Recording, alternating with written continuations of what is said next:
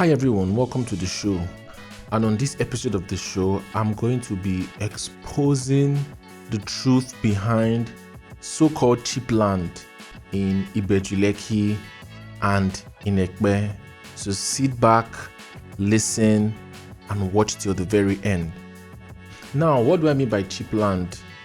5 years ago, you would say cheap land was 400,000 naira. Cheap land was 500,000 naira. And as time went on, we started to see cheap land becoming 1 million naira, 1.5 million naira. But last 2 weeks, a very respected realtor, a very respected real estate professional that I even kind of, work with their brokerage. So she was pushing a particular investment in Epe, particular land in Epe, and it was 550,000 naira. And it was basically buy now before the price goes up to 850. And I was shocked because I thought that they were not doing any of this anymore. Because that era, that phase really passed. And then to see something like this happening, and people were buying 2 acres, people were buying, paying 3 acres even, because it's cheap land, 550. Next week it goes to 850,000 naira. Make the difference. First of all, let's even start by saying the fact that the real estate developer puts 850 as opposed to 550 is just on paper, because what determines whether people will buy or the price of a land or a property is the demand and supply. So what is the market willing to pay for it? But that's on the one hand. And so people love cheap stuff, people love cheap deals, people love deals like this. And most realtors and people, investors, they're going to paint it as I've found a very good deal for you. Jump into this before it's over. But let's do the math. And I think that if you're going to be going into an affordable investment, so to speak, or an affordable project, just do some bare minimum math. So let's make some assumptions. A real estate developer has 100 acres. An acre is 6 plots. They have 600 plots. That is their project that they want to sell. They call it something estate. And so there are 2 ways they can get this land. They can actually go and buy it from the family. They can tell the family, okay, we want to buy this land from you. They put in an initial deposit, and the family gives them access to the land to start clearing, and they start selling. Or you can use a sponsorship method. I can help you to clear, I can help you to do your survey, and my sponsor's benefit would be maybe a plot per acre, a half plot per acre, a plot and a half per acre. Those are the 2 ways that they can get this land. And then of course you can government allocation, but nobody's going to be selling a government allocation land for cheap.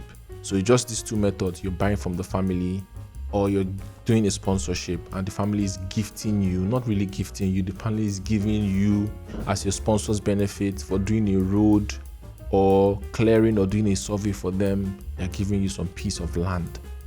So they have 100 acres and they are selling to you 500,000 naira as a good deal that they say jump into.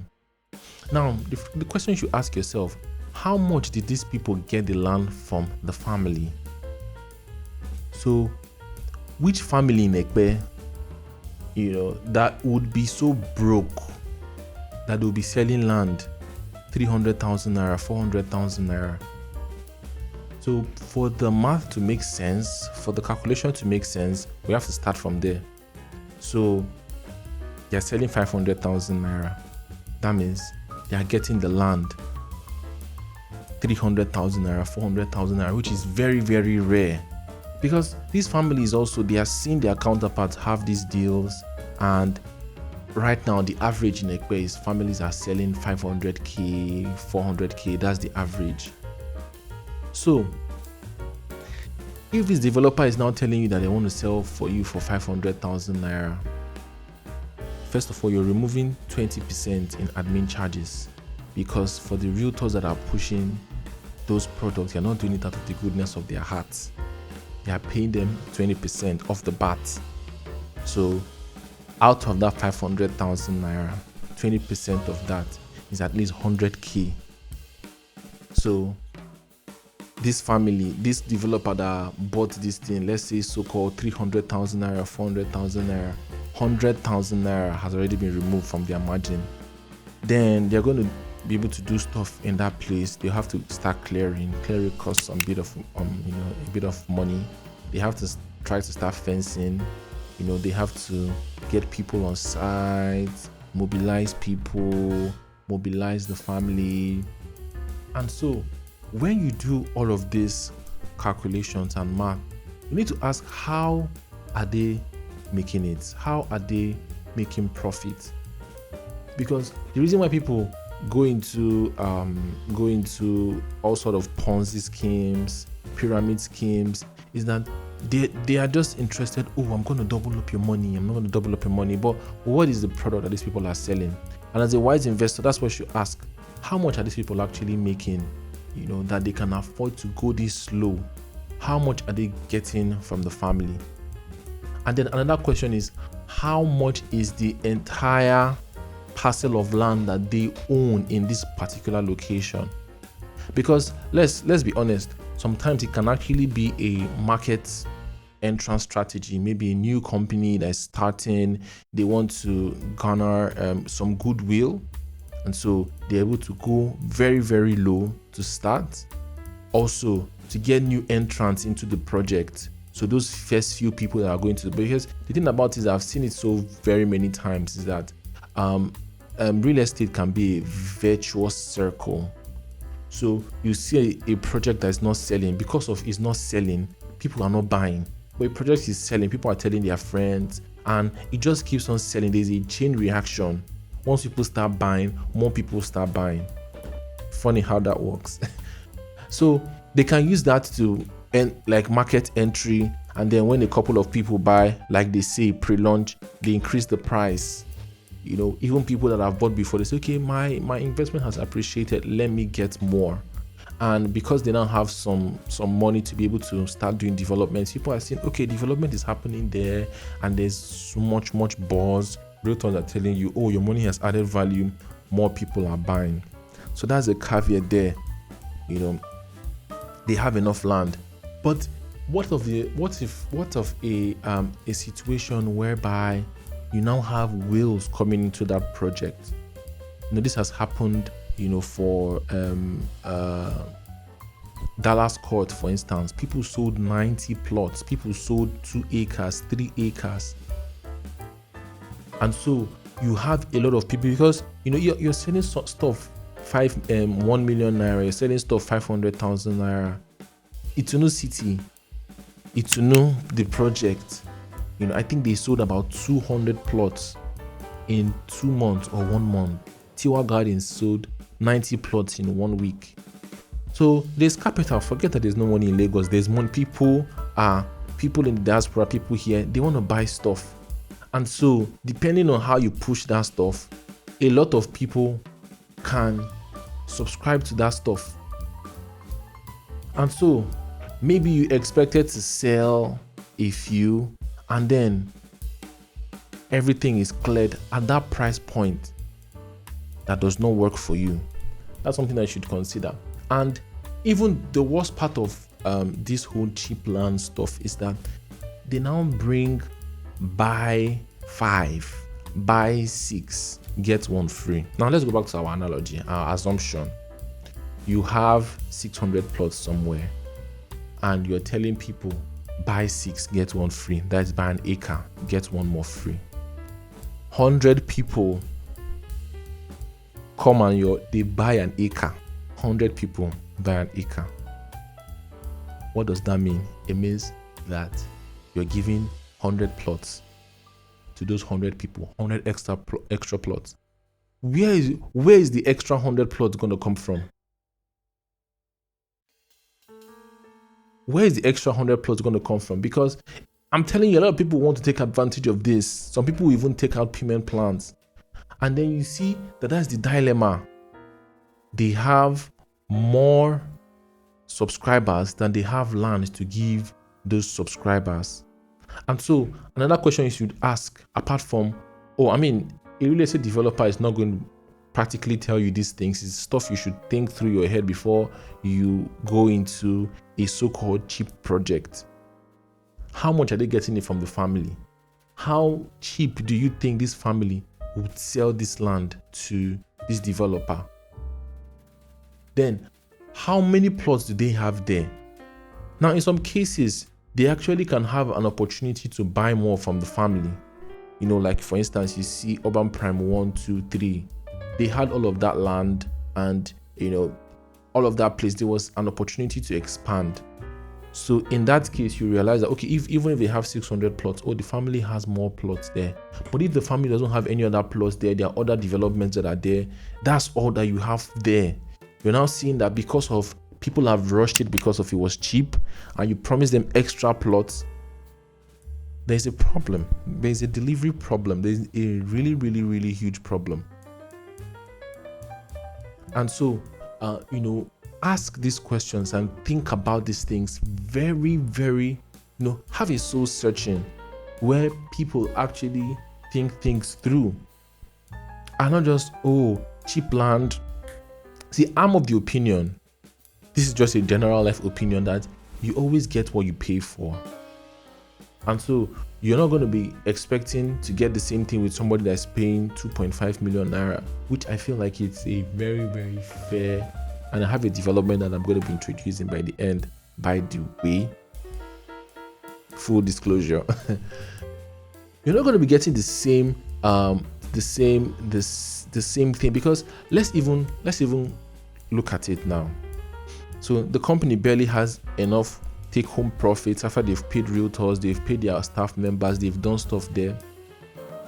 How do you even expect them to develop in that place? It means that for them to even make a lot of companies, when they even see this, where they're not going to make their money now is in so-called extra fees, ancillary fees. So by the time they have charged you for development, by the time they've charged you for documentation, by the time they've charged you for other extra fees here and there, do this one, survey, do this one, you see that some developers will even have the extra fees be more than the price of the land. And so you're happy that you've got land, but wait till you see how much you have to pay till you get a location. And mind you, you're not paying that price for the acre. You're paying it for each plot. You're paying development for each plot. You're paying all those ancillary fees for those plots. So you can see that the so-called cheap land, the price can balloon to something that it will even scare you. And now you're telling them, I don't want it again. Okay, remove 40%. And then the developers even know that it's not even everybody that is putting an initial deposit, especially for people that are going to buy more than one, that are going to end up finished. So they make lots of permutation and combinations. Not everybody that's going to put in money are going to finish paying. And you have to finish paying, finish all of your other ancillary fees before you get your allocation, you get your plot.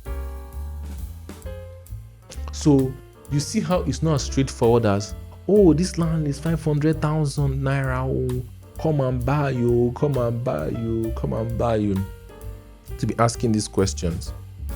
And so that's how you get companies now have delivery issues, because there's something a wise man once said: cash flow is king. So if you see a company like for instance, Macarius, they sold 150 plots